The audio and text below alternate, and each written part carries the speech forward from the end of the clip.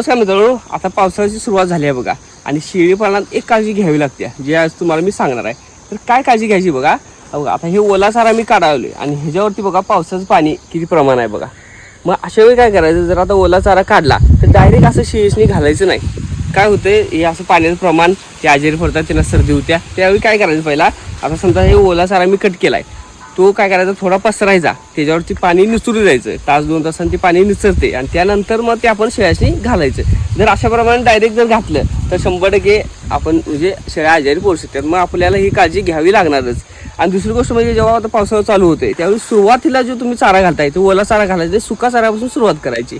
त्यानंतर ओला चारा असं सुकू द्यायचा, त्याच्यावरती पाणी पूर्ण निचरू द्यायचं आणि मगच वापरायचं.